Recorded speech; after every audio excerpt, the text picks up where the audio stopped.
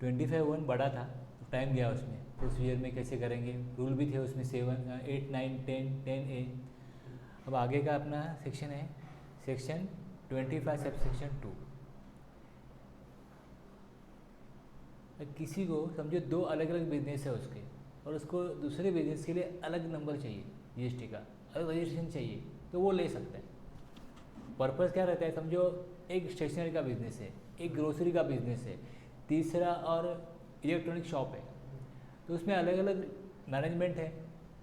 अगर समझो एक ही नंबर यूज़ कर रहे तीनों अलग अलग जगह पे जो बिजनेस है उनके लिए, तो उसके लिए तीनों का डेटा साथ में लाना पड़ेगा, साथ में लाने के बाद में फिर उसका हिसाब करना पड़ेगा, तो ये एक प्रॉब्लम है। अगर समझो सेपरेट नंबर रखा, ये बिजनेस के लिए सेपरेट, उसके लिए सेपरेट, उसके लिए सेपरेट। अभी समझो बिजनेस जैसा डीमार्ट है, डीमार्ट का बहुत जगह पे ब्रांचेस है, तो अगर वो सबका बिजनेस उनको साथ में रखना है तो सबका डेटा साथ में होना चाहिए।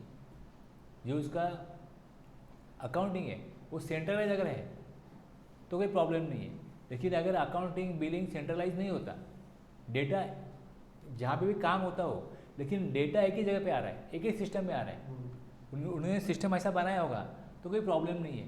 लेकिन अगर डेटा सेंट्रलाइज नहीं है, डेटा अलग अलग है, उसका परचेज, सेल, पेमेंट, रिसीट जो भी है वो उनको कलेक्ट करना पड़ता है, तो फिर उसके लिए फिर मिसमैनेजमेंट हो सकता है।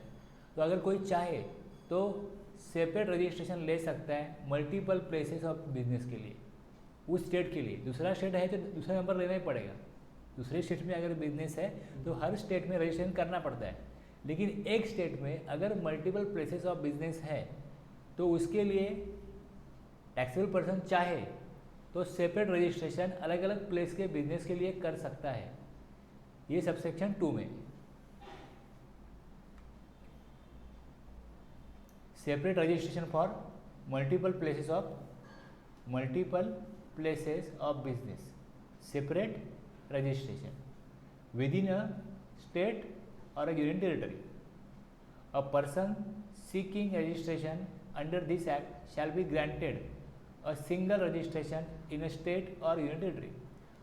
कोई भी पर्सन को रजिस्ट्रेशन एक ही मिलता है normally, provided that a person having multiple places of business in a state or union territory may be granted a separate registration for each such place of business subject to such condition as may be prescribe. उसको दिया जाएगा अगर वो चाहता है तो, लेकिन कुछ कंडीशन है, वो रूल 11 में है।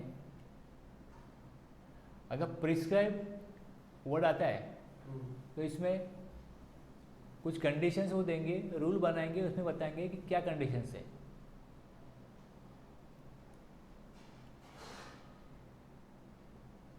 Subject to the following conditions, जैसे यहाँ पे हमने पढ़ा वही लिखा है यहाँ पे, any person having multiple places of business within a state और union territory requiring a separate registration for any such place of business under section 25 subsection 2 shall be granted separate registration in respect of each such place of business subject to the following conditions. Namely conditions क्या होगी, such person, rule 11 में लिखा है, such person has more than one place of business as defined in clause 85 of section 2। Clause 85 में क्या लिखा है कि प्लेस ऑफ बिजनेस में इंक्लूड क्या होगा, प्लेस ऑफ बिजनेस में इंक्लूड क्या हो सकता है, एक place from where the business is ordinarily carried on, ordinary carried on. हम जब रजिस्ट्रेशन लेते हैं उसमें एक कॉलम होता है कि आपका बिजनेस का एक्चुअली जहाँ से आप बिजनेस करते हो उसका परमानेंट एड्रेस क्या है। दूसरा एडिशनल प्लेस क्या है, एडिशनल प्लेस अगर है बिजनेस का तो वो भी वहाँ पे देना पड़ता है। एक ही नंबर हो लेकिन जितनी जगह से वो कंट्रोल होता है या जितनी जगह पे काम होता है वो बिजनेस का पार्ट है, वो सारे एडिशनल प्लेसेस है। तो उसमें क्या होगा, एक warehouse includes a warehouse, godown or any other place where a taxable person stores his goods, supplies or receives goods और सर्विसेज, और both place where the taxable person maintains his books of account. आपका back office है, आपका godown है, कुछ भी होने दो, वो सारा बिजनेस का ही पार्ट है ना। तो अगर वो अलग जगह पे वो काम हो रहा है तो वो एडिशनल प्लेसेस वहाँ पे रिपोर्ट करने जरूरी है। एक्चुअली देखे तो इस रूल के तहत ये सारे चीज़ें हैं वो वहाँ पे होनी चाहिए, पता नहीं चाहिए। अब उसके लिए अगर अलग नंबर चाहिए, सेपरेटेशन चाहिए तो ले सकता है। Such person has more than one place of business as defined in clause 8.2। Such person shall not pay tax under section 10। Section 10 मतलब composition dealer. Such person shall not pay tax under section 10 for any of his place of business if he is paying tax under section 9। अगर एक business में के लिए आपकी regular scheme है तो दूसरे रजिस्ट्रेशन के लिए आप कंपोजिशन स्कीम नहीं ले सकते। All separately registered places of business of such person shall pay tax under the Act on supply of goods or services or both made to another registered place of business of such person and issue a tax invoice or bill of supply as the case may be for such supply। अगर समझो आपने 2 registration ले लिए, दोनों में हो सकता है कंपोजिशन स्कीम ली, दोनों के लिए हो सकता है अपने रेगुलर स्कीम में टैक्स कलेक्ट करना और पे करना डिसाइड कर लिया आपने। और अभी 2 बिजनेस है, अगर एक दूसरे को कुछ भी सप्लाई करते तो जो सप्लाई होगा अकॉर्डिंग टू, अब समझो उसमें टैक्स कलेक्ट कर रहे हैं तो टैक्स इनवॉइस इशू होगा। एकदम सप्लाई अगर दे रहे तो उसमें बिल ऑफ सप्लाई इशू करना पड़ेगा। अगर टैक्स नहीं कलेक्ट करते तो रूल 49 है, उसमें बिल ऑफ सप्लाई देने के लिए बोला है। अगर टैक्सेबल इनवॉइस है तो अलग रूल है 46, उसमें टैक्स इनवॉइस इशू करो, ये कहा गया है। तो इनवॉइस की भी अलग अलग टाइप है। अगर टैक्सेबल सप्लाई होता है तो उसका हेडिंग टैक्स इनवॉइस होता है और उसमें टैक्स लिखा होता है कितना टैक्स कलेक्ट करना है। और अगर टैक्स नहीं कलेक्ट कर रहे, मतलब वो ऐसे सप्लाई है जिसके ऊपर टैक्स नहीं लगता, तो उस केस में बिल ऑफ सप्लाई बनता है। अब यहाँ पे क्या बात की गई है कि अगर supply of goods or services or both made to another registered place of business of such person and issue a tax invoice or a bill of supply as the case may be for such supply।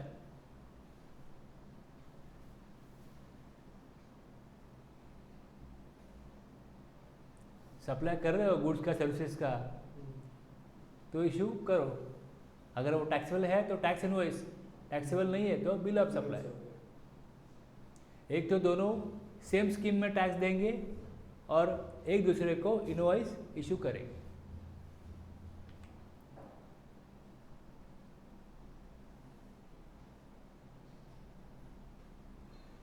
अब यहाँ पे और एक बात ऐसी है कि जो कंपोजिशन डीलर होता है, कंपोजिशन डीलर, उसको गवर्नमेंट ने वो स्कीम तो दी है, लेकिन कंपोजिशन स्कीम उसको मिलती है जिसका टर्नओवर जो है वो अप टू 1.5 करोड़ है, अप टू 1.5 करोड़ है। छोटे बिजनेसमैन, छोटे बिजनेस, लेकिन उसको छोटा कब तक कहा जा सकता है? अगर उसके सारे स्टेट में मिला के, सारे जितने बिजनेस है, जितने रजिस्ट्रेशन है, वो मिला के उसका पूरे इंडिया में टर्नओवर कितना है, सब ऑल इंडिया बेसिस पे 1.5 करोड़, तो तब तक वो एलिजिबल होगा कंपोजिशन डीलर बन के रहने के लिए। अगर जैसे ही उसका टर्नओवर एक्सीड कर जाता है 1.5 करोड़ से, तो उसको कंपोजिशन स्कीम नहीं मिलेगी, तो उसको कहते हैं इनएलिजिबल, अपात्र हो जाएगा वो स्कीम देने के लिए, उस स्कीम में रहने के लिए।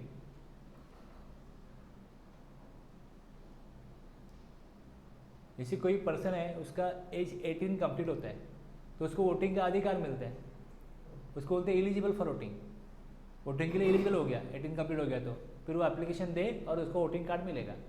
वैसे इसका 1.5 करोड़ का जो अधिकार है टैक्स कलेक्ट करके पे करने का, कानून ने उसको अधिकार मिला है कि आपको आईटीसी नहीं मिलेगा, लेकिन आपको टैक्स कलेक्ट नहीं करना है, आपको अकाउंट्स और बुक्स रिकॉर्ड नहीं करना है, कुछ नहीं, सिर्फ 1% टैक्स जमा कर दो गवर्नमेंट के पास, आपका बाकी कुछ अकाउंट रिकॉर्ड मेंटेन नहीं करोगे चलेगा।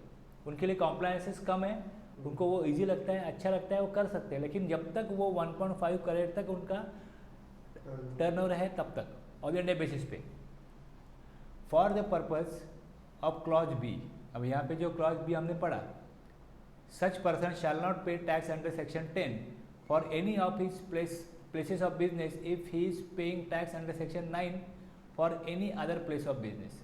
इसके लिए वो कह रहे हैं कि एक्सप्लेनेशन क्लियर कर रहे हैं कि for the purposes of clause B it is hereby clarified that where any place of business of a registered person that has been granted a separate registration becomes ineligible to pay tax under section 10, all other registered places of business of the said person shall become ineligible to pay tax under the said section। अब अगर समझो उसका turnover limit exceed करता है तो सारे business उसके section 10 से निकल जाएंगे, कंपोजिशन से निकल जाएंगे। तो एक बिजनेस कैसे इनिलिजिबल हो सकता है, एक बिजनेस कैसे इनिलिजिबल हो सकता है? तो जब कंपोजिशन स्कीम लेते हैं तो उसके लिए भी कुछ कंडीशन है, उसको कुछ गुड्स है, अगर वो सप्लाई करता है तो उसको कंपोजिशन स्कीम मिलेगी नहीं। उसमें कुछ कंडीशंस है। सेक्शन 10 में अगर आपको रजिस्ट्रेशन चाहिए तो उसमें भी कुछ कंडीशंस है। अगर उसने वो कंडीशन को ब्रेक किया तो उस बिजनेस का, उस स्टेट वाले बिजनेस का अगर समझो, या उस प्लेस ऑफ बिजनेस का रेगुलर स्कीम चला जाएगा। मतलब वो इनिलिजिबल हो गया तो बाकी भी सारे बिजनेस इनिलिजिबल होंगे। ऐसे टर्नओवर एक्सीड करेगा तो सबके लिए रजिस्ट्रेशन चेंज होगा, लेकिन अगर टर्नओवर एक्सीड नहीं करता है तो और भी कुछ शर्तें हैं, कंडीशन है जो वो फुलफिल कर रहा है, इसके लिए सारे बिजनेस को कंपोजिशन स्कीम मिला है। लेकिन अगर वो तब फुलफिल कर रहा था, अब फुलफिल नहीं कर रहा है वो कंडीशन, तो जो बिजनेस वो, हाँ, जो बिजनेस वो फुलफिल नहीं कर रहा है वो कंपोजिशन स्कीम में रहने के लिए अभी एलिजिबल नहीं है। तो वो नहीं है तो बाकी भी नहीं है कि वो ऐसे ऐसे यहाँ पे ऐसा लिखा है कि एक बिजनेस कंपोजिशन है, सारे बिजनेस कंपोजिशन होना चाहिए, एक रेगुलर है, सारे रेगुलर में होनी चाहिए, एक ही स्कीम रखो।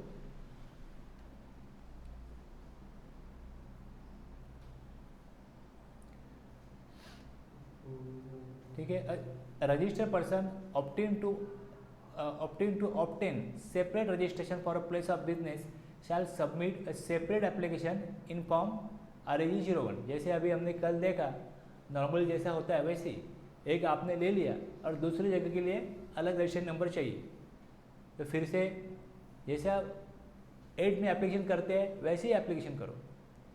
अब जैसे एप्लीकेशन दोगे, एक नंबर है तो वो एक बॉक्स दिखाएगा कि आपका ये नंबर है, इस स्टेट में है, ये स्कीम है, दिखाएगा वो number.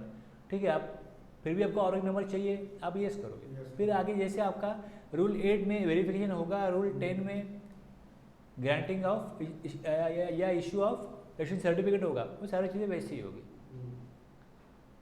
Rule 9 and rule 10 relating to verification and the grant of registration shall mutatis apply to an application submitted under this rule.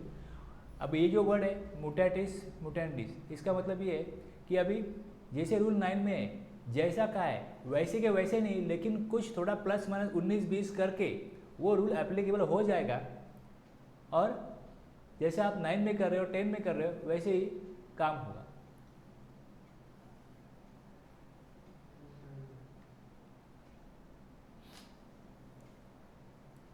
Any person having multiple place of business within a state or union territory requiring separate registration for any of its business place may submit separate application in form GST RAG1 subject to following conditions.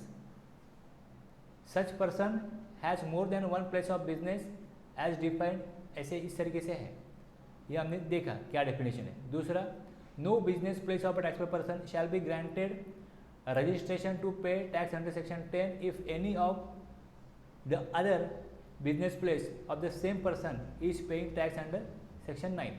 Regular या composition दोनों नहीं होनी चाहिए, दोनों एक ही कोई होना चाहिए। अभी हमने एक्सप्लेनेशन भी देखा, एक दूसरे को इनवॉइस या टैक्स इनवॉइस या बिल ऑफ सप्लाई इशू करेंगे, बस ये 3 पॉइंट है उसमें। जो वहाँ पढ़ा वही यहाँ पे कंक्लूड किया। अब नंबर आ जाता है, रजिस्ट्रेशन मिल जाता है, तो रूल 18 अप्लाई हो जाता है। रजिस्ट्रेशन मिल जाने के बाद रूल 18 अप्लाई हो जाता है।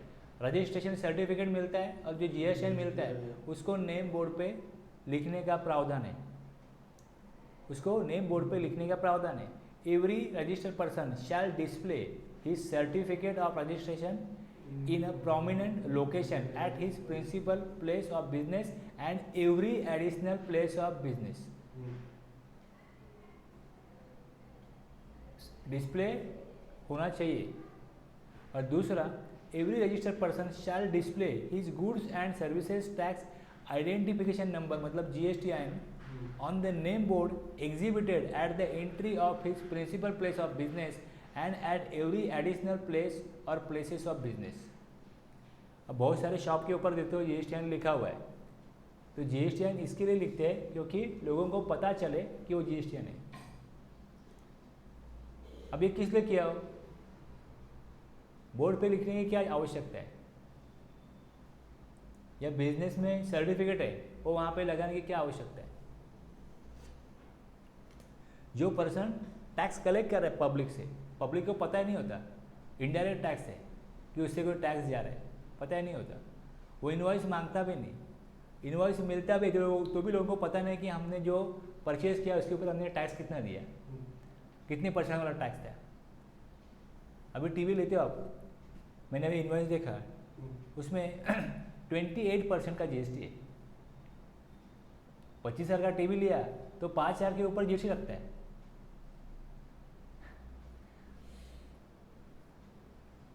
अब लोगों को ये पता नहीं होता। अब वो आपको इनवॉइस देने के बाद में, या इनवॉइस उसने दिया ही नहीं, लोग इनवॉइस मांगते नहीं।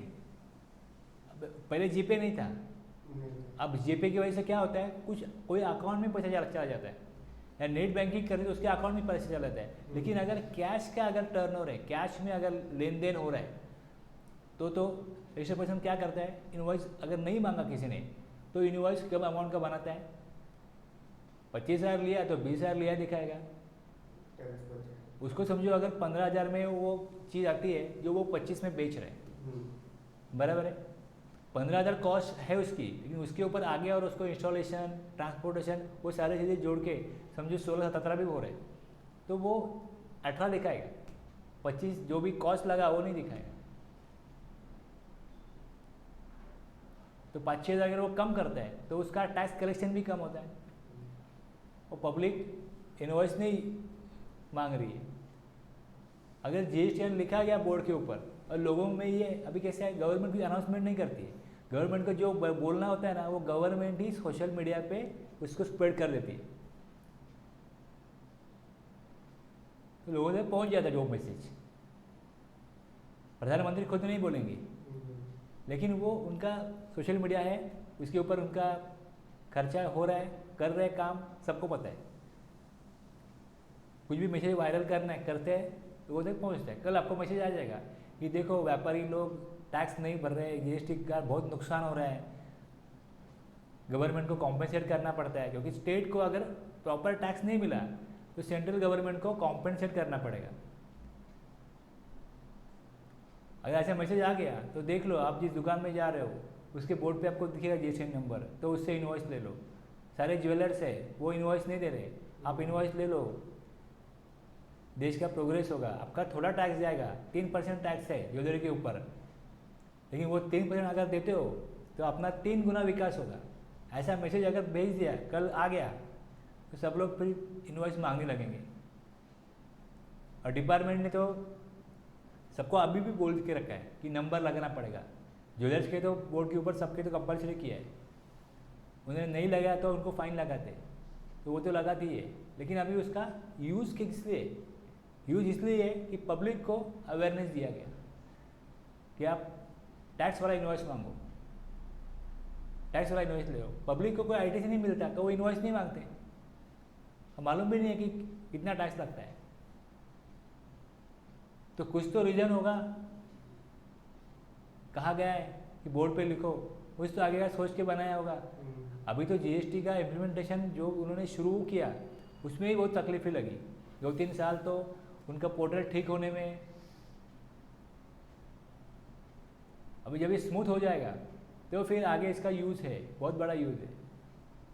और कोई भी अगर यहाँ पे लॉ फॉलो नहीं करता है तो उसको कुछ ना कुछ पेनल्टी फाइन लगता है, उसका अलग चैप्टर है, उसमें उसके ऊपर लिखा गया है डिटेल में कि अगर ये नहीं किया तो इतना फ़ाइन, ये नहीं किया तो इतना फ़ाइन, ये फॉलो नहीं किया, ये गलत कुछ इसमें किया तो, और जहाँ पे कुछ नहीं लिखा है तो उसके लिए भी कितना फ़ाइन होगा, ये बाय डिफ़ॉल्ट लिखा जाता है।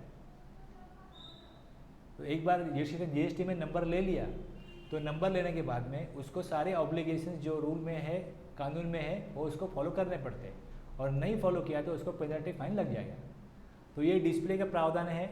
आप बोलोगे कि कुछ लोग लगा रहे हैं, कुछ लोग नहीं लगा रहे, लेकिन वो कानून जो भी है वो तोड़ रहे, कार्रवाई हो सकती है उनके ऊपर।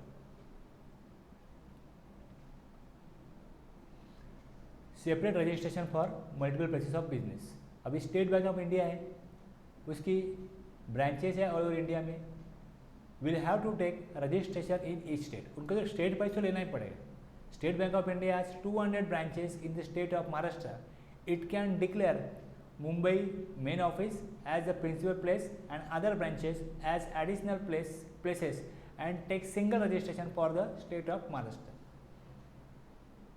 और अगर उन्हें हेड ऑफिस डिक्लेयर किया तो उसके लिए वो IIT भी ले सकते हैं, इनपुट सर्विस डिस्ट्रीब्यूटर। बाकी दूसरे स्टेट में अगर दूसरे कुछ नंबर है उनके, उसके लिए एक ही काम समझे मुंबई से कंट्रोल हो रहा है तो उसके लिए IIT भी ले सकते हैं। और जोन वाइज भी अगर उनको चाहिए तो जोन वाइज, डिस्ट्रिक्ट वाइज भी अलग नंबर ले सकते हैं। डेटा उनका सेंट्रलाइज है तो एक नंबर चलेगा पूरे स्टेट के लिए, लेकिन डेटा सेंट्रलाइज नहीं है। बैंक के लिए डेटा सेंट्रलाइज होता है तो उनको प्रॉब्लम नहीं होता, लेकिन ऐसे कोई बिजनेस है जिनके डेटा सेंट्रलाइज नहीं है तो उनके लिए बहुत मुश्किल है कि अलग अलग जगह पे बिजनेस है और उसका एक ही नंबर पे काम करो। तो इसके लिए गवर्नमेंट ने ये प्रोविजन दिया है कि आप चाहो अलग स्टेट के लिए अलग नंबर लेना ही पड़ेगा, लेकिन एक स्टेट में आपको चॉइस है, अगर आप चाहते हो तो नंबर ले सकते हो, सेपरेटेशन कर सकते हो। Reliance industries limited retail stores having 2 places of business, Reliance mall and Reliance Jio in the state of Maharashtra. दो companies having 1 PAN, they can obtain separate registration for different separate business places in the state of Maharashtra। एक ही company है, उनकी अलग अलग activities है तो अलग अलग मैनेजमेंट होगी, उसका इनवर्ट सप्लाई गुड्स का, सर्विसेज का अलग अलग होगा, तो उसके लिए वो अलग अलग रजिस्ट्रेशन लेना पसंद करेंगे। उनका काम अलग चले, इनका काम अलग चले, तो उनके लिए प्रावधान बनाया गया कि आप अगर चाहो, आपकी इच्छा है, आपकी ज़रूरत है तो आप सेपरेट रजिस्ट्रेशन उस स्टेट में ले सकते हो। दूसरे स्टेट के लिए कोई चॉइस नहीं है, दूसरे स्टेट में बिजनेस है, सेपरेशन लेना ही पड़ेगा।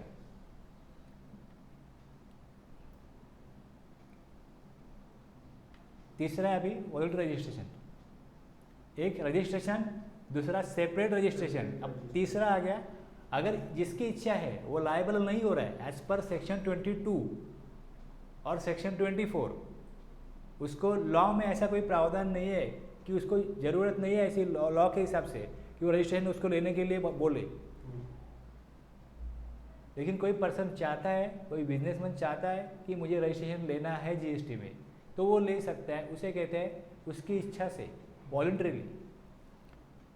अ person though not liable to be registered under section 22 और section 24 may get himself register voluntarily and all provisions of CGST act are applicable. इतना याद रखें कि अब रजिस्ट्रेशन ले लिया तो तुमने इच्छा से लिया, मजबूरी से लिया, ऐसा कोई डिफरेंशिएट हम नहीं करेंगे। जो सबको एप्लीकेबल है रूल्स कानून, वही आपको एप्लीकेबल होगा। Are applicable to registered person shall apply to such person. सबको जो ऑब्लिगेशन है वही ऑब्लिगेशन उसको भी होगी। Any person though not liable may get himself register voluntarily and all the provisions of CGST Act as applicable to registered person shall apply to such person। Registered person के लिए जो भी कानून है, जो ऑब्लिगेशन है, वही ऑब्लिगेशन उस पर्सन के लिए भी एप्लीकेबल होंगे अगर वो वॉलंटरीली रजिस्टर होता है तो। Raj Associates an architect firm starts a new business in Mumbai. Raj Associates is not liable for registration as per section 22 or 24, but if Raj Associates wants to take registration in GST, can apply for registration as section 25(3), and all the provisions of CGST Act as applicable to registered person shall apply to Raj Associates.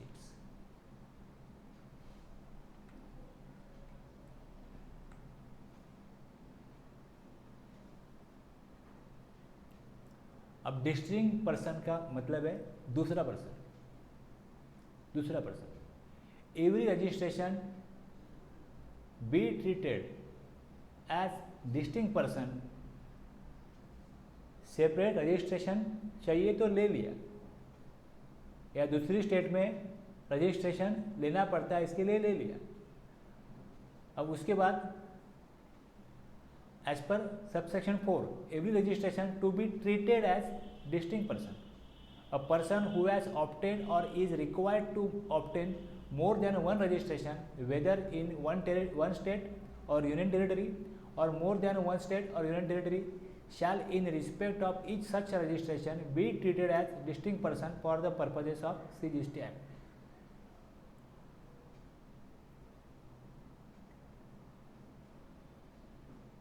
क्या पढ़ा, क्या समझा? अगर कोई person को registration लेना है या लेना पड़ेगा, या वो लेना चाहता है, उसकी इच्छा है, अगर वो लेगा 2 रजिस्ट्रेशन, तो 2 बिजनेस को उसी स्टेट में या यूनियन टेरिटरी में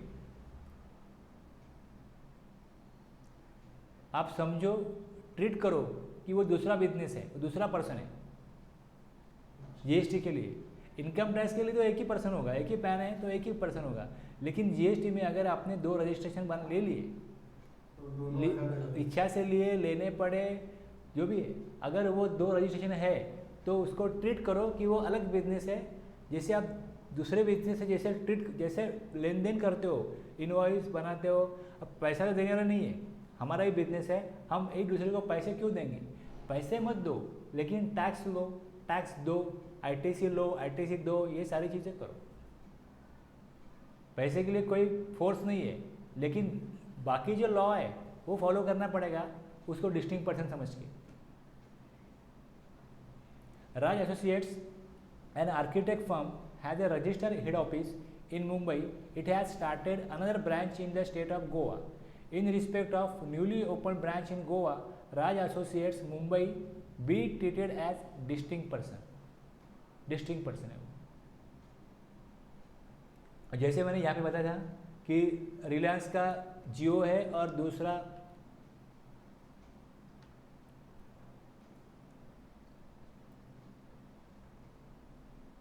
रिलायंस मॉल है, वहाँ के एम्प्लॉयज़ के लिए अगर वो कोई जियो से कोई सर्विस लेते हैं तो उनके लिए डिस्टिंक्ट पर्सन है, उसके लिए अलग रजिस्ट्रेशन है तो उसके लिए वो डिस्टिंक्ट पर्सन है। उसके ऊपर जो जीएसटी का चार्ज होगा वो लगेगा, वैसे इनवॉइस बनेगा, वो कलेक्ट करके गवर्नमेंट को पे करना पड़ेगा। मैं मुझसे कैसे कलेक्ट करूँ, ऐसी कुछ बात नहीं होती। सप्लाई हुआ, आउटवर्ड सप्लाई हुआ, खुद को भी करो, बिजनेस को करो, उसके एम्प्लॉय को करो, और उसका टैक्स देना पड़ेगा। वो ट्रीट करने के लिए क्यों बोल रहे हैं कि उनको टैक्स चाहिए गवर्नमेंट को, वो डिफरेंट है।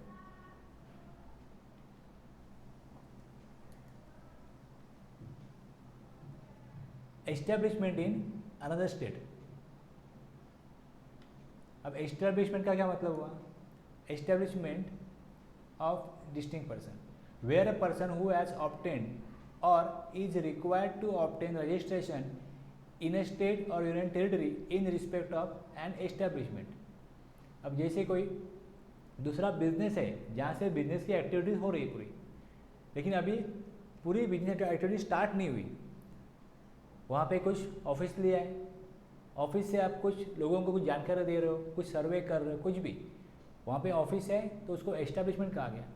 अपने बोला हमारे यहाँ पे फुल फ्लेज एक्टिविटी नहीं होती, सिर्फ हमारा एक यहाँ पे छोटा ऑफिस है, कुछ भी होने दो, वो भी डिस्टिंक्ट पर्सन है। उसको अगर सप्लाई किया तो वो भी डिस्टिंक्ट पर्सन है।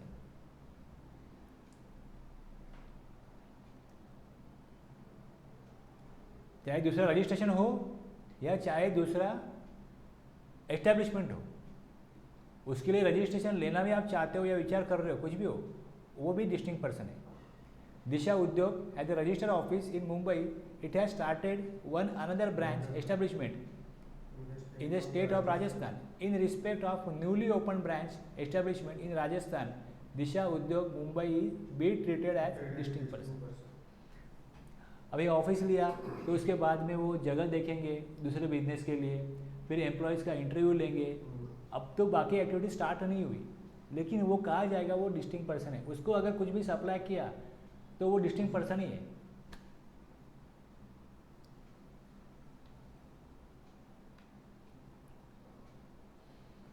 अभी हमने जो प्रोसीजर देखा उसमें पैन नंबर डालना पड़ता है, तो पैन नहीं होगा तो क्या, इसके लिए ये भी सेक्शन बनाया कि पैन अनिवार्य है, पैन लेना ही पड़ेगा।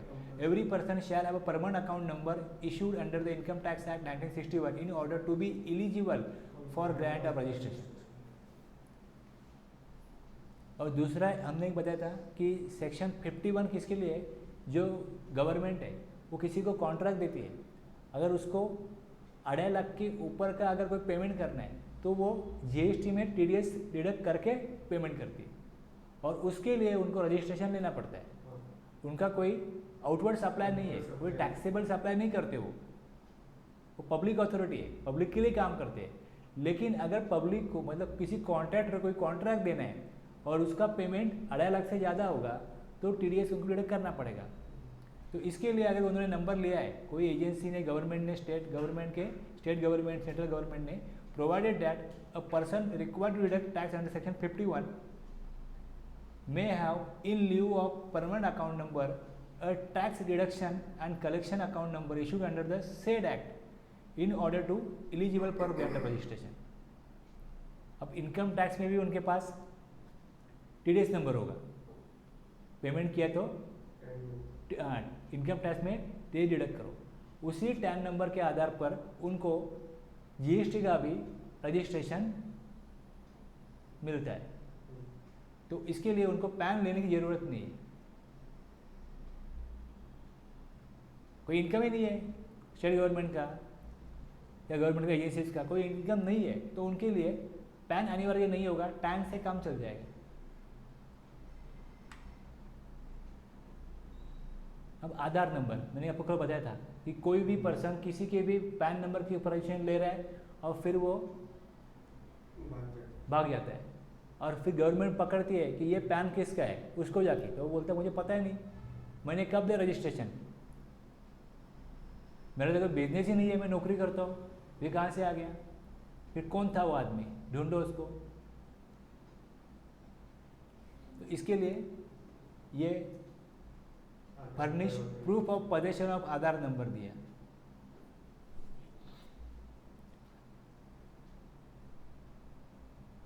बस ये इतना ही है, अब पढ़ोगे थोड़ा डिटेल में आपको मालूम पड़ेगा, ठीक है।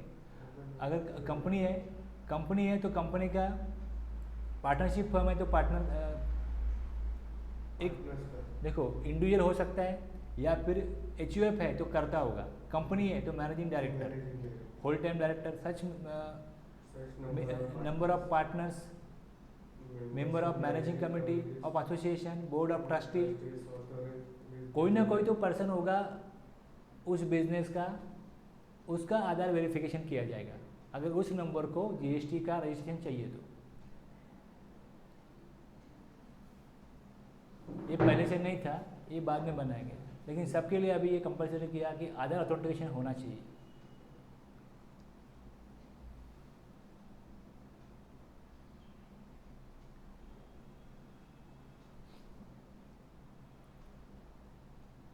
एक जैसा टैक्स टीडीएस है वैसे टीसीएस है।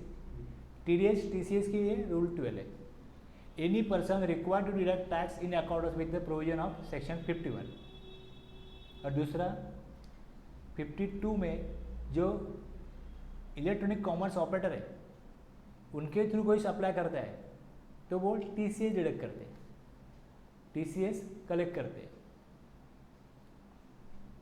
उनके लिए उसके लिए एप्लीकेशन है फॉर्म जीएसटी RAG 07, उनके लिए RAG 01 नहीं है इसके लिए, 51, 52 के लिए, उनके लिए जीएसटी का फॉर्म भी अलग है। जीएसटी 1 वगैरह वो नहीं भरते, उनके लिए फॉर्म भी अलग है।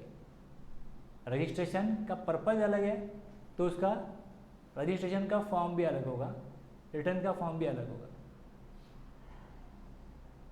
तो उनके लिए रूल 12 है। A person applying for registration to deduct collect tax in accordance with the provision of section 51 और as the case may be 52 in a state or union territory where he does not have a physical presence shall mention the name of the state or union territory in part A of the application in form GST REG 07 and mention the name of the state or union territory in part B। अब कोई TCS collect करना है तो उस state में तो जो electronic commerce operator है उससे कोई ज़रूरत नहीं है उस स्टेट में कोई जगह लेने की, परमानेंट प्लेस ऑफ बिजनेस का होगा ही नहीं क्योंकि वो ऑनलाइन ही सब कर रहा है सेट। एक स्टेट में उसका हेड ऑफिस होगा या 2 स्टेट में होगा, मुंबई में, दिल्ली में होगा, लेकिन हर एक स्टेट में उसको ऑफिस लेना पड़ेगा। अगर वो कह रहे हैं तो इसके लिए ये रूल में ऐसा बनाया कि उसका फिजिकल प्रेजेंस नहीं है उस स्टेट में चलेगा, तो जिस स्टेट में है उसका एड्रेस दे दो पार्ट बी में।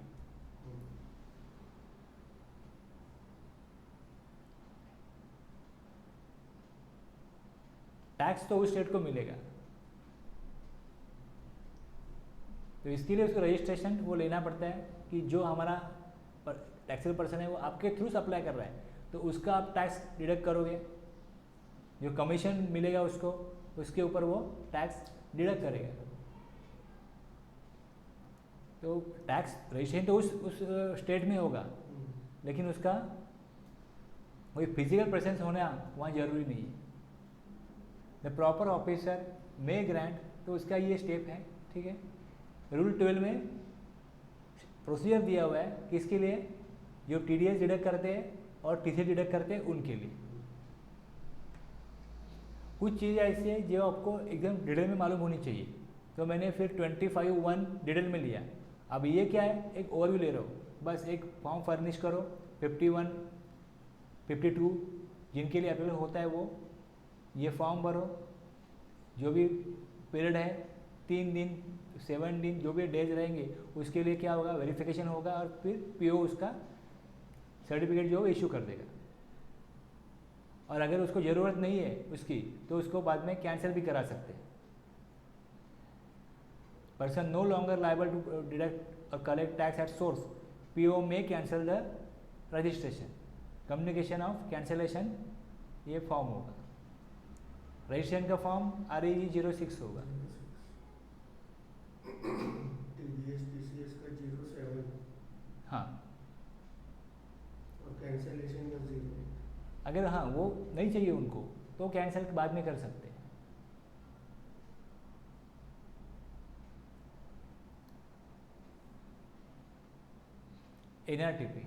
NRTP के लिए सबसेक्शन 7 में कहा है कि उसका अलग से रूल है, अलग से सेक्शन भी है। Notwithstanding anything contain in subsection 6 में जो भी कहा हो, a non resident taxable person may be granted registration under subsection 1 on the basis of such other document। जैसे हमने देखा कि क्या होना चाहिए, पैन नंबर चाहिए, जो भी कहा हो उसमें पैन अदर डॉक्यूमेंट, उसके लिए अलग डॉक्यूमेंट प्रिस्क्राइब किए, उसका पासपोर्ट, वो सारी चीज़ें रूल 13 में सेक्शन 27 में उसका अलग से प्रावधान है। यहाँ पे इतना है क्या कि उसके लिए वो डॉक्यूमेंट नहीं होंगे जो हमने वहाँ कहे। ओके, ये 6 पढ़ा ना अभी यहाँ पे।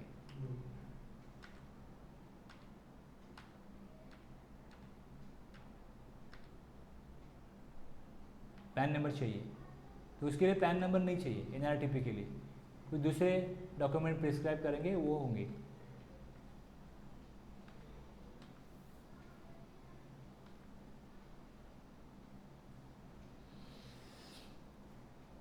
अब एक कंसेप्ट होता है suo motu registration by the proper officer.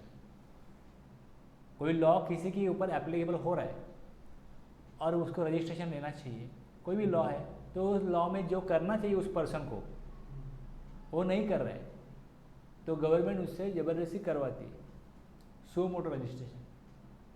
वो यहाँ बात हो रही है रजिस्ट्रेशन की, वो लायबल हो गया लेकिन वो नहीं कर रहा है रजिस्ट्रेशन। जो गवर्नमेंट का जो डिपार्टमेंट होगा उसके ऊपर नज़र होगी, उससे वो रजिस्ट्रेशन के लिए उसको फोर्स करने के लिए ये सेक्शन है। Liable to be register fails to obtain registration.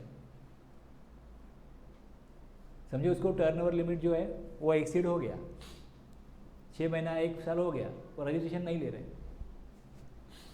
Where a person who is liable to be register under this act fails to obtain registration, the proper officer may without prejudice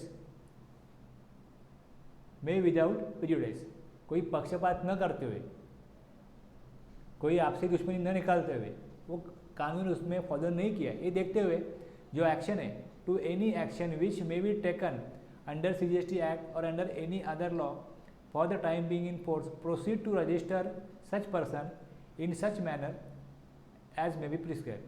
rule 16 में जो step दिए वो steps वो लेगा और उसको registration करने के लिए कहेगा। अब इसमें स्टेप क्या है बता दो, अभी देखो स्टेप क्या है। PO कंडक्ट एनी सर्वे, जो प्रॉपर ऑफिसर है उसने कुछ सर्वे कंडक्ट किया, या तो वहाँ पे जाके इंस्पेक्शन किया, सर्च किया, इंक्वायरी किया, और any other proceedings under CGST act, कोई और जो कार्रवाई वो कर सकते हैं एक्ट के तहत वो उसने की, और उसको पता चला कि वो पर्सन रजिस्ट्रेशन के लिए लायबल हो गया है, उसको रजिस्ट्रेशन लेना जरूरी है लेकिन उसने लिया नहीं है, तो वो उसको temporary registration by issuing an order in form GST 12 apply for registration. अगर उसको टेम्पररीली वो उस बिजनेस को वो रजिस्टर कर लेगा, GST RAG 12 में कुछ फॉर्म में कुछ स्टेप्स परफॉर्म करके उसको बता देगा कि आपका रिक्वायरमेंट था, बनता था, लेकिन आपने लिया नहीं है। अभी आप या तो आपको एक्सेप्ट है तो 90 दिन में 3 महीने में आप अप्लाई करो रजिस्ट्रेशन के लिए, जैसे रूल 8 में दिया है या रूल 12 में दिया है वैसे आप एप्लीकेशन करो। आपको रजिस्ट्रेशन एक तो रेगुलर या फिर TDS TCS जो हमने देखा ना वो उसके लिए एप्लीकेबल है, तो जो उसके लिए एप्लीकेबल था रजिस्ट्रेशन वो उसको लेना चाहिए था, वो नहीं लिया, तो उसके लिए फॉर्म GST RAG 12 उसके लिए ऑर्डर इशू किया जाएगा। अगर वो ऑर्डर को एक्सेप्ट करता है तो 90 डेज में रजिस्ट्रेशन उसको लेना चाहिए, और अगर नहीं करता है तो उसको मतलब उसको लगता है कि ये गलत बोल रहे आप बोल रहे हैं इसके लिए मैं नहीं मानूंगा, ये कानून में नहीं है, मेरे ऊपर सरासर अन्याय हो रहा है, तो अगर हो रहा है तो आप उसके अगेंस्ट 30 दिन में within 30 days of insurance in order authority के सामने आप रिप्लाई करो कि कैसे गलत है। अगर अथॉरिटी को लगा बराबर है ये बोल रहा है गलत है, ये PO ने गलत इसके ऊपर ऑर्डर निकाला, तो उसको रजिस्ट्रेशन नहीं देना पड़ेगा। अगर उसके फेवर में गया result file and appeal, favour में गया नो रजिस्ट्रेशन, और अगेंस्ट गया तो 30 दिन में ऑर्डर जब इशू किया था उसके 30 दिन में उसको रजिस्ट्रेशन के लिए अप्लाई करना चाहिए, फिर 90 दिन नहीं।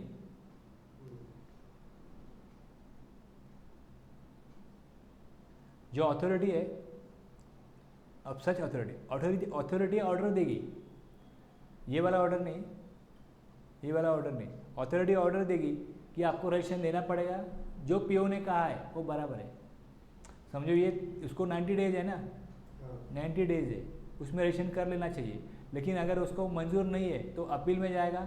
अपील अब कितने दिन चलेगा पता नहीं, हो सकता है वो 60 दिन चले उसका रिजल्ट आने में, तो 60 दिन में अगर वो अथॉरिटी उसको ऑर्डर देती है कि आपको रजिस्ट्रेशन नहीं देना पड़ेगा तो उसके फेवर में गया, और ऑर्डर देती है कि आप PO ने जो कहा है वो सही है, आप रजिस्ट्रेशन ले लो, तो उसको फिर 30 दिन का टाइम दिया जाएगा, फिर भी उसको 30 दिन का पीरियड दिया जाएगा अप्लाई फॉर रजिस्ट्रेशन। कानून बनाना, उसको चलाना, इम्प्लीमेंट करना बहुत मुश्किल रहता है, क्योंकि इसमें हज़ारों लोगों के ऊपर इसका प्रभाव पड़ता है और कौन किससे क्या दुश्मनी निकालेगा कोई बता नहीं सकते। इसके लिए वहाँ ऐसे वर्डिंग लिखे जाते हैं, विदाउट प्रिजुडिस, कोई पूर्व धारणा ना रखते हुए, कुछ भी पक्षपात नहीं करते हुए, जो रूल में है इसको आइदर सेक्शन 22 या 24 एप्लीकेबल हो रहा था, लेकिन फिर भी इसने डिसीजन नहीं लिया है। अगर ये क्लियर कट उसको इंक्वायरी से, कोई सर्वे से पता चल जाता है तो उसको वो कम्युनिकेट करेगा कि आपने क्यों नहीं लिया रजिस्ट्रेशन, आपके ऊपर तो एप्लीकेबल हो रहा है। रजिस्ट्रेशन एप्लीकेबल कब होता है? 2 ही सेक्शन है, 22 और 24, उसमें कुछ एक्टिविटी उसने की होगी तो उसको एप्लीकेबल हो रहा है रजिस्ट्रेशन, तो उसको लेना चाहिए। बस वो वही बोलेगा, उसको वो रीज़न बताएगा। रीज़न बताने के बाद में उसको वो रीज़न ठीक नहीं लग रहा है, उसको गलत लग रहा है, तो अथॉरिटी के पास जाओ, अपील में जाओ, अपील में जाके अपील करो कि आप पीओ क्या सोच रहा था, आप क्या सोच रहे हो, आपके पास क्या ऐसे प्रूफ है जिससे आप बोल रहे हो कि गलत है, तो वो प्रेजेंट करो। फिर जो रिजल्ट आएगा आइदर फेवर में आएगा या अपोज में जाएगा। रजिस्ट्रेशन लेना पड़ेगा, नहीं लेना पड़ेगा, बस। प्रजातंत्र है तो वैसा कानून बनाना पड़ता है कि आपको सफिशिएंट टाइम दिया, आपके ऊपर कोई फोर्स नहीं किया जाए। कानून क्यों बनाते हैं? व्यवस्था के लिए बनाते हैं। तो आपको लगे ऐसा कि मेरे ऊपर कुछ जाति हो रही है, मुझे इतने सारे ऑब्लिगेशंस करने पड़ते हैं, करने पड़ेंगे ना ऑब्लिगेशन। कोई स्टूडेंट है तो उसके माँ बाप बोलते हैं 5 बजे उठो, स्टडी करो, तुम्हारे एग्जाम है, उसके फ़ायदे के लिए है ना। वैसे ही है, ये कानून है। आपको लगे बहुत कठिन है, सारे रिकॉर्ड्स रखो, इनवॉइस बनाओ, बनाना पड़ेगा। महीने के बाद सारे रिकॉर्ड्स फिर सी के पास भेजो, फिर वो हिसाब करेगा, फिर पेमेंट करो। ये सारी चीज़ें एक्स्ट्रा हो गई, मेरे लिए काम बढ़ गया मेरा, ऐसा तो उसको लग सकता है, लेकिन ये करना पड़ता है। अगर ये किसी ने नहीं किया तो डेवलपमेंट ही नहीं होगी। तो अननेसेसरी बर्डन तो आता ही है टैक्स पे पर्सन के ऊपर। Assignment of UIN to certain special entities.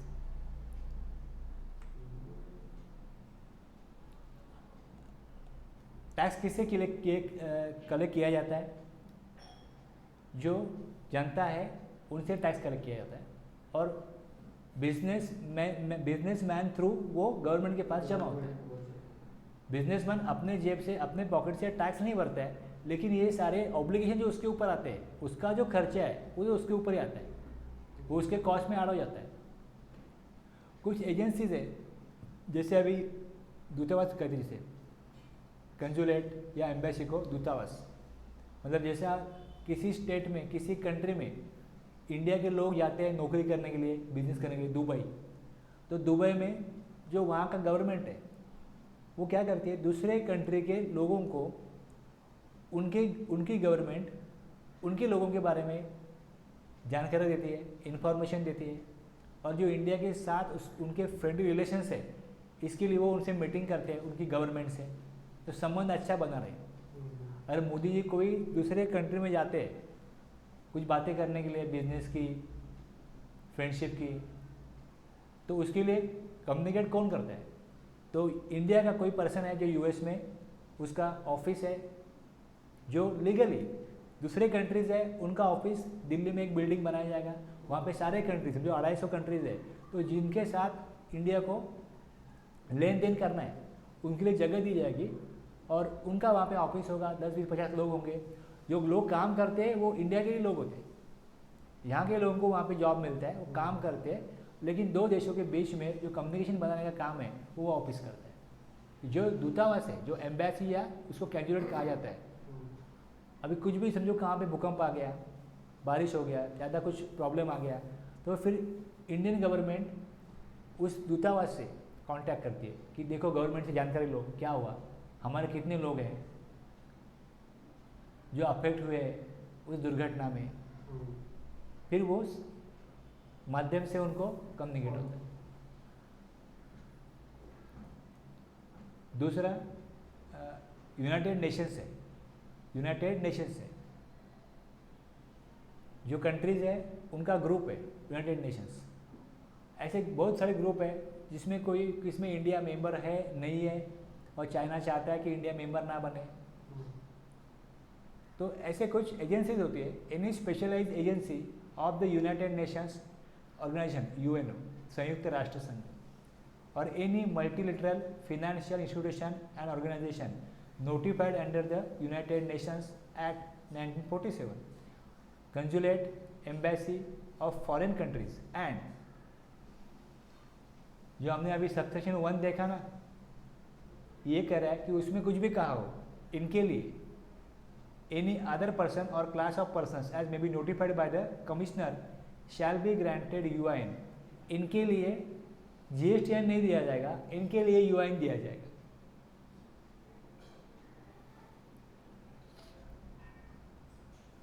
और उसका such manner and for such purposes including refund of taxes on the notified supplies of goods और सर्विसेज और both received by them as may be prescribed. वो कोई business नहीं करते, वो कोई बिजनेस नहीं करते, तो उनको रजिस्ट्रेशन किस लिए चाहिए? तो उनसे गवर्नमेंट टैक्स नहीं लेती। जितनी भी गवर्नमेंट है वो यूएनओ से या कंजुलेट एम्बेसी से टैक्स नहीं लेती, टैक्स कलेक्ट नहीं करती। लेकिन वो मार्केट में जाएंगे, उनको स्टेशनरी चाहिए, कंप्यूटर चाहिए, प्रिंटर चाहिए, कुछ सर्विसेज चाहिए, इंटरनेट का कनेक्शन चाहिए, तो जीएसटी तो पे करना पड़ा ना उनको। जीएसटी पे किए बिना तो कोई सर्विस और गुड्स मिलेंगे नहीं, तो वो यूआईएन लेते। उनके लिए यूनिक आइडेंटिटी नंबर होगा और वो बताएंगे सप्लायर को ये यूआईएन डाल के इनवॉइस बनाओ, और बाद में वो रिफंड के लिए एप्लीकेशन देंगे, उनको रिफंड मिल जाता है। कोई उनका आउटवर्ड सप्लाई नहीं होता जिससे वो टैक्स कलेक्ट कर रहे हैं फिर इनवर्ड सप्लाई के साथ सेटअप कर रहे हैं, ऐसा कुछ नहीं होता। तो फिर नंबर क्यों चाहिए? तो रिफंड के लिए।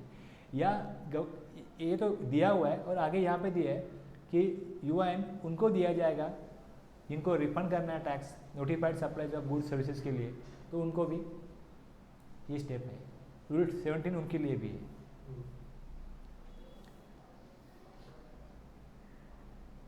प्रिस्क्राइब किया कुछ, जो मैंने बताया ये पर्पज़ है, वो ये पर्पज़ है तो उनके लिए यूआईएन चाहिए एज पर सेक्शन 25(9).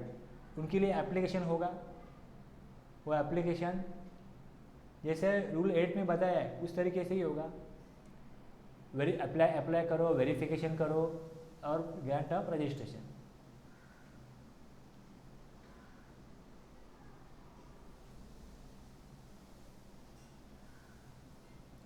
सर्टिफिकेट तो वही होता है जीएसटी RG 06, उनको 3 दिन में मिल जाता है, उनके लिए ज़्यादा टाइम नहीं लगता।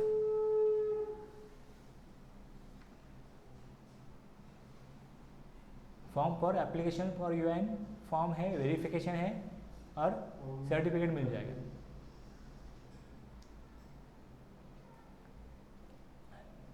कितने सारे पर्सन्स है, कितने सारे फॉर्म्स है, ठीक है। Normal case CTP, casual taxable person, voluntary purpose है तो वो ले लो, composition scheme, non resident taxable person उसके लिए रूल 13, और ये जो पर्सन्स है उनके लिए रूल 8, 9, 10 है। Online information and database access और रिट्रीवल सर्विसेज जो है OIDR, उनके लिए रूल 14 लगता है। अभी ये लिया नहीं मैंने, लेकिन यहाँ पे दिया है। TCS के लिए रूल 12, यूआईएन के लिए अभी देखा rule 17, migration from existing law उसके लिए रूल 24, सो मोटराइजेशन देखा रूल 16, रूल 18 देखा display of registration certificate and GSTN on name board. आगे आने वाला है कैजुअल टैक्सेबल पर्सन का प्रावधान, उसमें 90 दिन के लिए रजिस्ट्रेशन मिलता है। किसके लिए? कैजुअल टैक्सेबल पर्सन के लिए या नॉन रेसिडेंट। तो अगर उनका 90 डेज का पीरियड एक्सटेंड करना है तो उसके लिए रूल 15 में स्टेप्स है। तो जो भी हम पढ़ रहे हैं, समझ रहे हैं, उसको हमने एक पेज में बिठाया कि क्या क्या हमने देखा। बहुत सारी चीज़ें हो रही हैं, अब तक क्या देखा और क्या बाकी है आगे थोड़ा।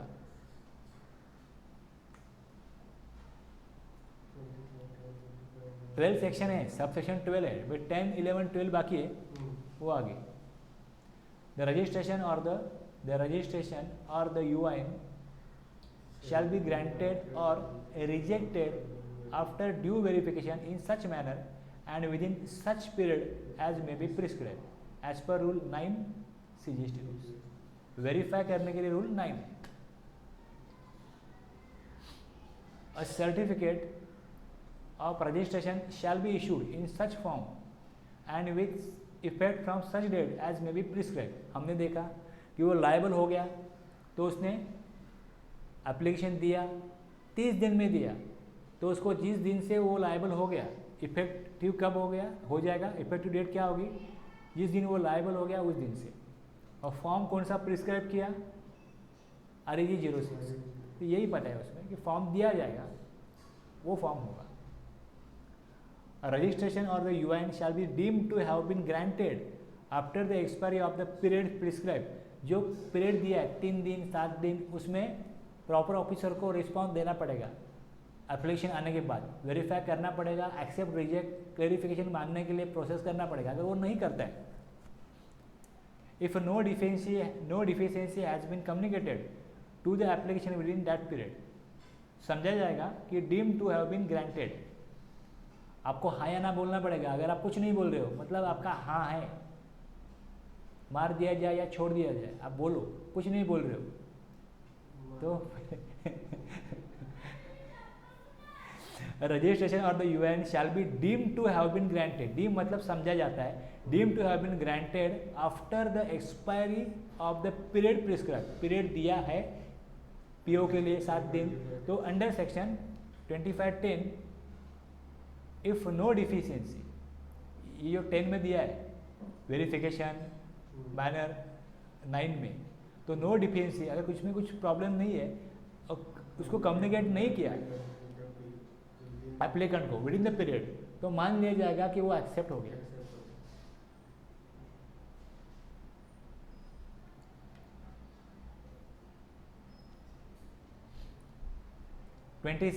द ग्रांट ऑफ रजिस्ट्रेशन और the UIN under the state goods and services act. अब देखो पहले क्या था, एक सेंट्रल टैक्स था, दूसरा स्टेट टैक्स था।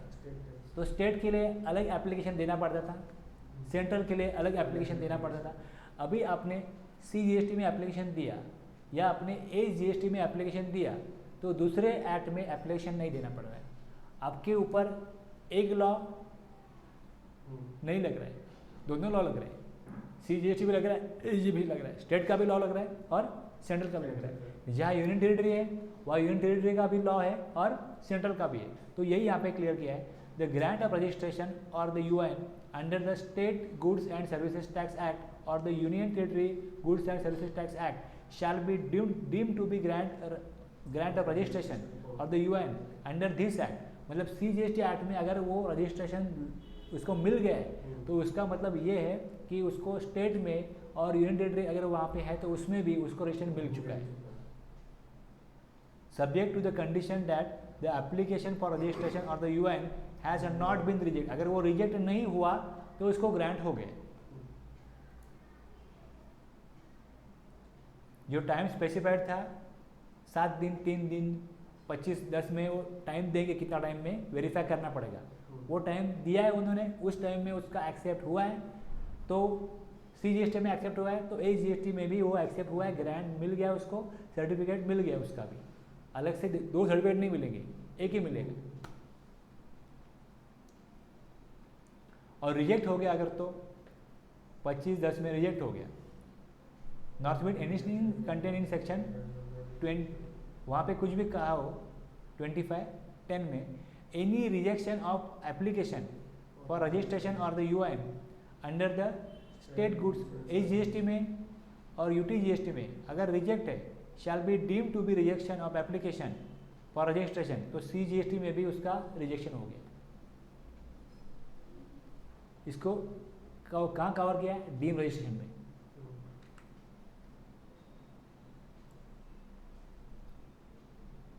Casual taxable person CTP and non resident taxable person NRTP। Meaning meaning है किसको कहा जाएगा कैजुअल टैक्सेबल पर्सन और किसको कहा जाएगा एनआरटीपी।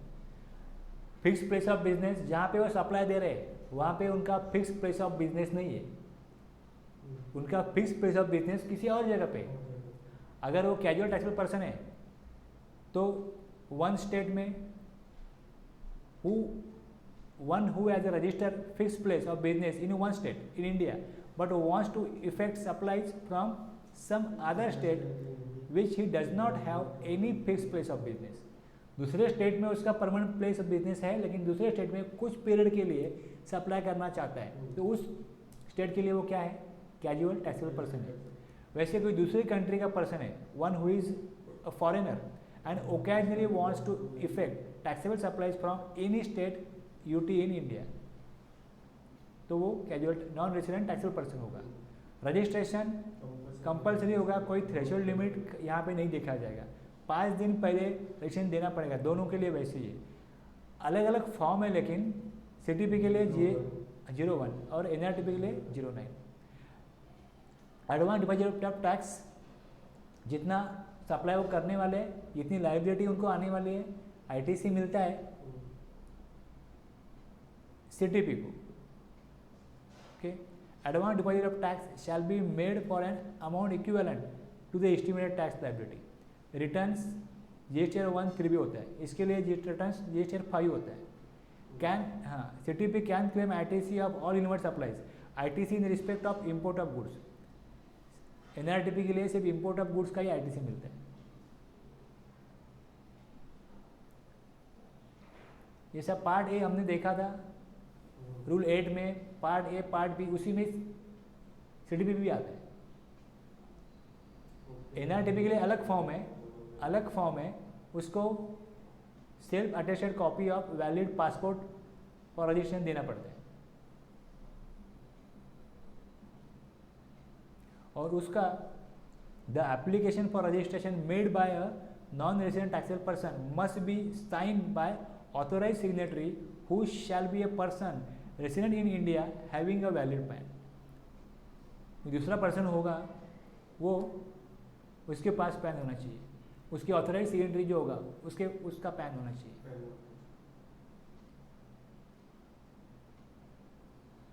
अगर वो इंडिविजुअल नहीं है तो उसका वैलिड पासपोर्ट किसका होता है, इंडिविजुअल का होता है।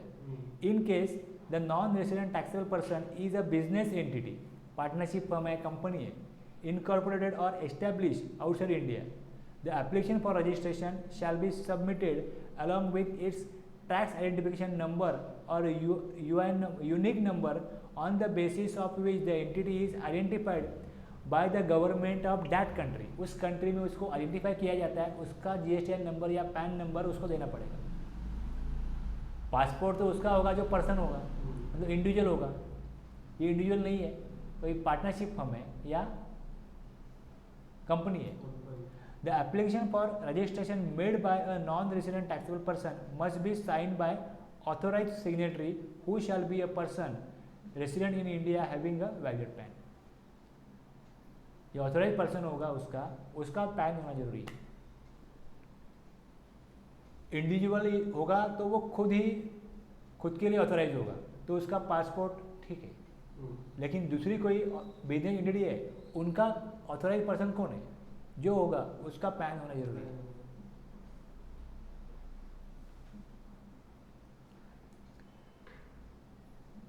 The certificate of registration issued to a casual taxable person or a non-resident taxable person shall be valid for the period specified in the application for registration or maximum 90 days from the effective date of registration. अगर आपने दिया for 50 day तो 50 day के लिए registration valid होगा, उसके बाद वो नंबर एक्सपायर हो जाएगा, इनवैलिड हो जाएगा। मैक्सिमम पीरियड 90 डेज है, अगर वहाँ पे लिखा 50 डेज है तो 50 days which ever is earlier and such person shell make taxable supplies only after the issuance of the certificate of registration.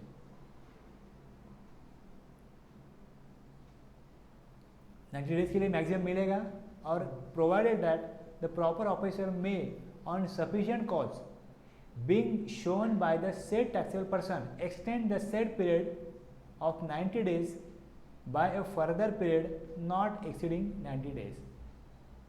कुछ ऐसी अनहोनी हो जाती है उसके लिए उसका 90 डेज में काम नहीं हो पाया, बाढ़ आ गई, भूकंप हो गया, दंगे हो गए, कुछ भी ऐसा हो जाता है तो काम रुक जाता है, कोविड आ गया, काम रुक गया, तो उसके बाद में जब वो काम चालू करेगा तो उसको एक्सटेंशन पीरियड देना पड़ेगा क्योंकि वो पीरियड तो चला गया।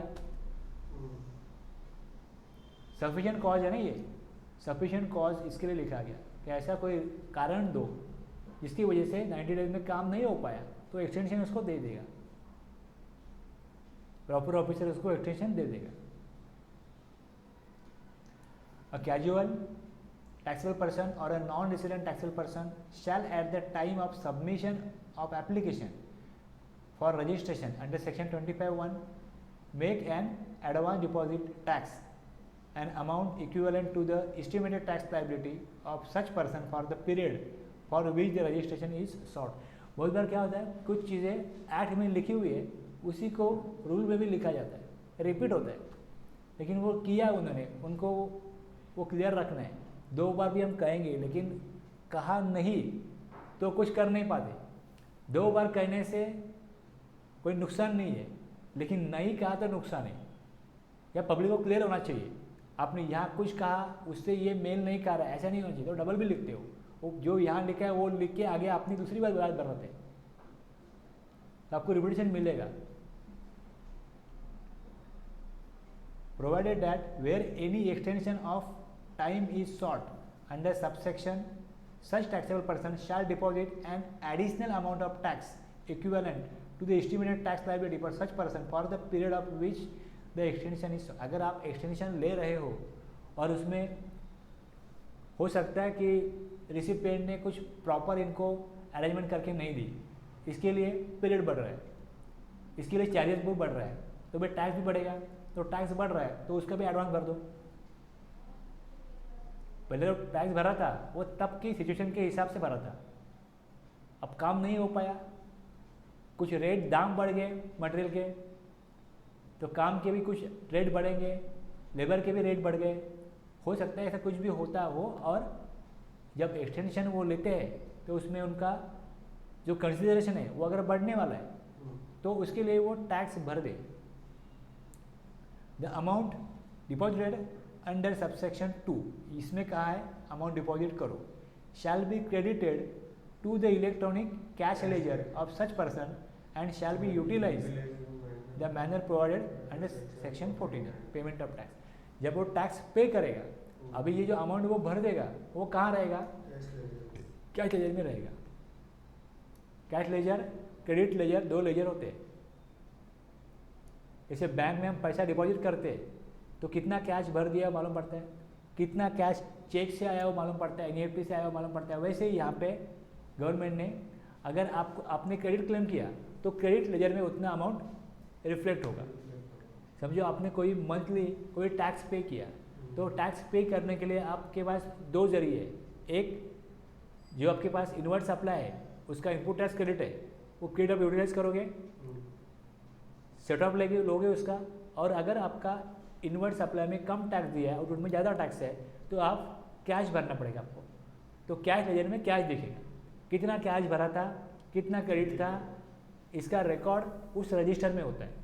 तो जैसे ही वो कैश पेमेंट कर दिया उसका इलेक्ट्रॉनिक कैश लेजर में वो अमाउंट चला जाएगा।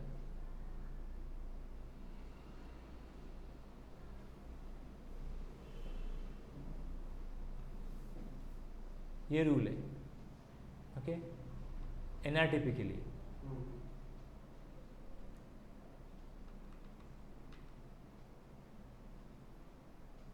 फॉर्म फिलअप करे, वहाँ पे उसकी जानकारी जो है वो दे, और बाकी जैसा रूल 9 में वेरिफिकेशन होगा, 10 में उसको एप्लीकेशन GST सर्टिफिकेट इशू किया जाएगा, वो वैसे ही होगा। फॉर्म है, 5 दिन पहले एप्लीकेशन दो, temporary reference number to non resident taxable person for making payment of advance tax, और upon payment of advance tax acknowledgement shall be issued GST as 0.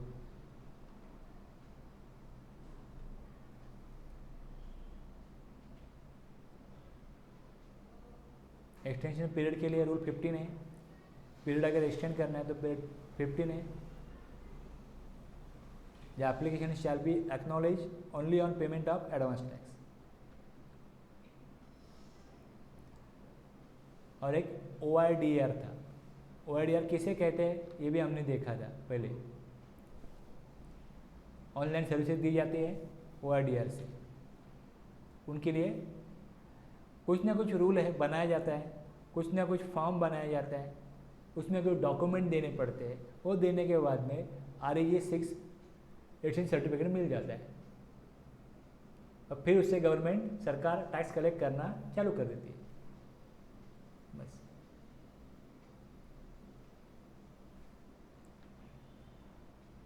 अब ये पूरा हो गया। नॉर्मल केसेस नरेशन ले लो, CTP वॉलंटरी कंपोजिशन स्कीम, इनके लिए rule 8, 9, 10 ही लगता है। Non resident taxable person rule 13, अभी OIDR हमने देखा रूल 14 है, TDS TCS 12, UIN 17।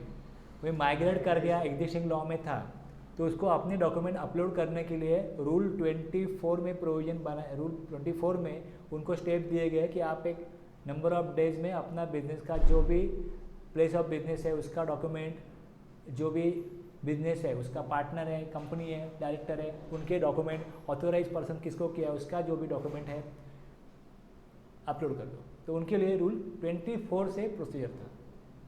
सो motor registration rule 15, extension CTP और NRTP का रूल 15 और रूल 18 में डिस्प्ले ऑफ रजिस्ट्रेशन सर्टिफिकेट, ये सारे रूल हैं। हम ज़्यादा डिटेल में नहीं जा रहे, लेकिन थोड़ा और भी लेना पड़ेगा। कुछ चीज़ों के लिए मुझे लगता है चलो डिटेल में जाना पड़ेगा, कुछ चीज़ के लिए मुझे लगता है थोड़ा आप देख लो, आपके आँख के सामने आ गया, आंखों के सामने आ गया, हाँ ये रूल था, ये OIDR था, ऐसा कुछ था, बस हो गया। जब ज़रूरत पड़ेगी तो उसको डिटेल में बाद में देख सकते हैं, अभी उतना डिटेल में जाने की अपने को ज़रूरत नहीं है, उसको हम ऊपर ही ऊपर देख रहे हैं।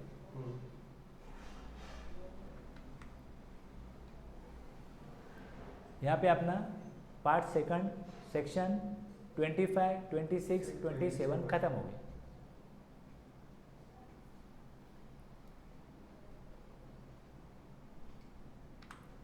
तो रुकते हैं यहाँ पे।